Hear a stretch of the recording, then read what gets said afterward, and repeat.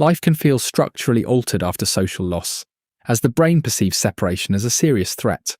This reaction is not an excess of sentiment, because connection has always been crucial for survival across mammalian life. When attachment weakens, pain prompts attention toward repair, just as bodily pain draws attention to injury.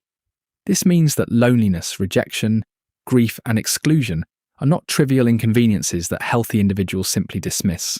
It also means that institutions built around money and comfort overlook motivators that shape effort, judgment, and resilience. Human behavior appears irrational only when social motives are ignored and self-interest is treated as the sole driving force. The underlying pattern is that people need bonds, readable minds, and shared norms to function well. Without these supports, personal suffering increases, and collective systems quietly lose trust, energy, and coordination. The following sections explore how connection, mind reading, and harmonizing influence ordinary choices, work, learning, and health. Social by Matthew Lieberman clearly names these pressures, so subscribe to the channel for more grounded psychology ideas. The brain's quiet moments are not empty. Instead, it keeps circling back to people. Instead of rehearsing equations, it revisits relationships, intentions, memories, and social possibilities. This matters because repeated return builds fluency in reading situations where motives remain partly hidden. Newborn evidence makes this point sharper, as this pattern appears before deliberate social interests are learned. The social brain seems prepared early to treat other minds as the most important unfinished business. At rest, attention drifts toward who matters, what they feel, and how we fit with them. This recurring practice likely strengthens the speed and ease of later social understanding. It also helps explain why purely analytical focus can weaken sensitivity to surrounding human needs. The mind is not merely like social thinking after experience, it is nudged there constantly. When spare moments keep turning social, everyday life becomes continuous training in understanding other people. Human brain growth was not primarily a reward for isolated brilliance or abstract puzzles. It expanded because larger groups create significant coordination challenges and substantial cooperative benefits. Living together protects against danger, spreads learning, and multiplies what individuals can achieve collectively. However, bigger groups also generate more alliances, rivalries, obligations, and shifting reputations to track. Success thus depends on remembering who trusts whom, who outranks whom, and who helps whom. This cognitive load grows rapidly as groups enlarge, making social knowledge a critical demand. Research on primates supports this, linking neocortex size more strongly to group size. The implication is humbling, as intelligence is not just problem-solving, but managing relationships at scale.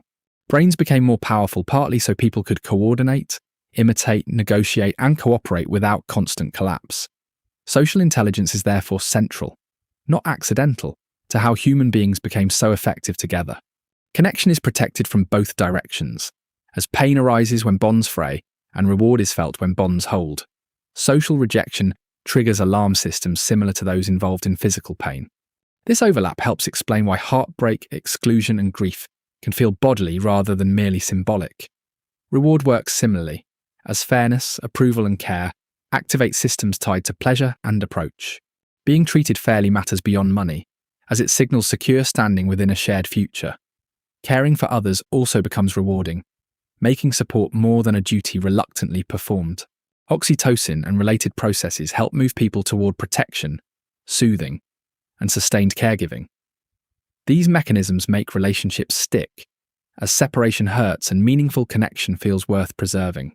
They also reveal why unfair treatment can drain morale even when material conditions appear acceptable.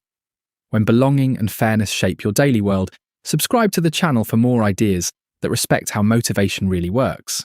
Reading minds involves more than observing behavior, as thoughts and motives never appear directly on the surface. The brain uses specialized systems to infer hidden mental states from movement, context, and patterns. One route is fast and embodied, drawing meaning from observed actions and immediate expressive cues. Another route is slower and more reflective, reasoning about beliefs, goals, and unseen circumstances. These systems are crucial because group life can collapse when people cannot predict intentions or interpret signals. They also matter because social and non-social reasoning can interfere with each other inside the brain. Heavy task focus can sharpen calculations, while dulling awareness of what nearby people need or mean. The social mind needs space to operate if cooperation is to remain intelligent.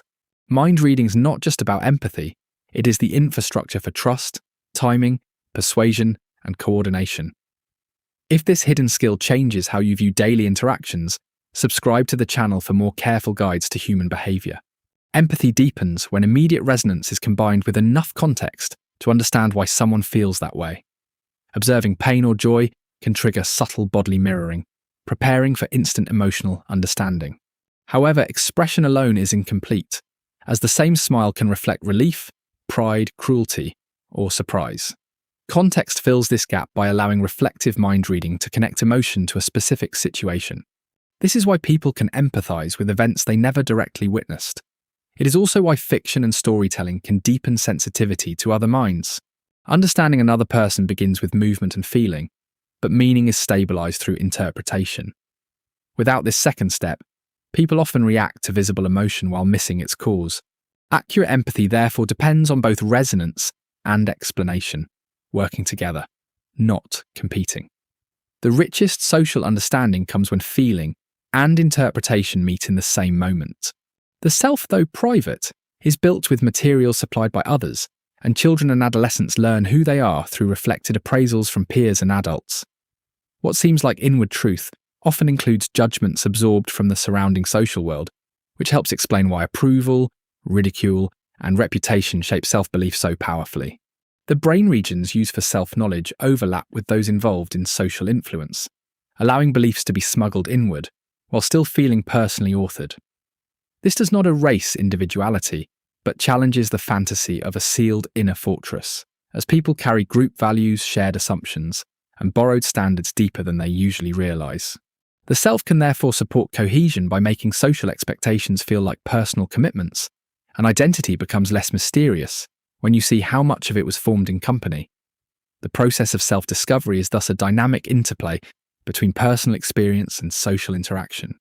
Individuals internalize external evaluations, integrating them into their sense of self without always realizing the extent of this influence.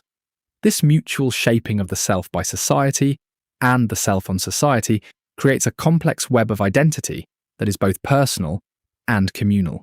Recognizing this interdependence can foster greater empathy and understanding in social interactions.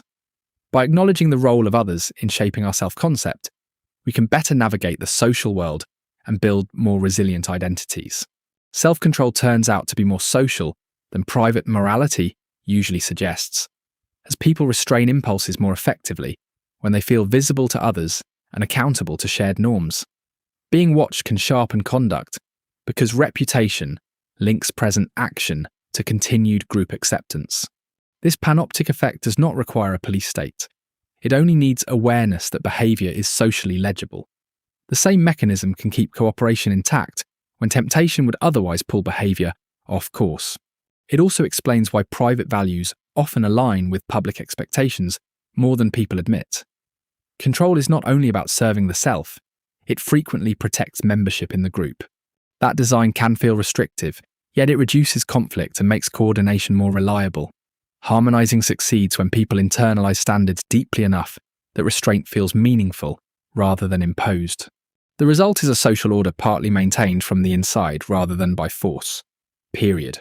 When social motives are taken seriously, better design in daily life, work, and school becomes easier. Health improves when people feel connected, as social support reduces strain and shares the psychological load. Work improves when status, fairness, belonging, and opportunities to help are seen as real motivators. People often work harder for groups they identify with than for incentives alone. Meaning grows when effort clearly benefits someone, rather than disappearing into an impersonal machine. Schools improve when belonging is protected, as isolation in adolescence can undermine attention and motivation. Learning deepens when students prepare to teach, since social purpose strengthens memory. Peer tutoring transforms social energy from distraction into a path for better understanding. Across these settings, results improve when systems respect the brain's social design instead of fighting it. When institutions align more closely with human wiring, people become healthier, steadier, and more willing to contribute. The central shift is simple, yet demanding, as human beings are not built for isolated calculation. We are organised around connection, social understanding, and shared norms that keep groups functioning. Pain protects relationships, rewards reinforce fairness and care, and mind reading makes coordination possible. The self then internalises group influence, turning expectations into lived behaviour.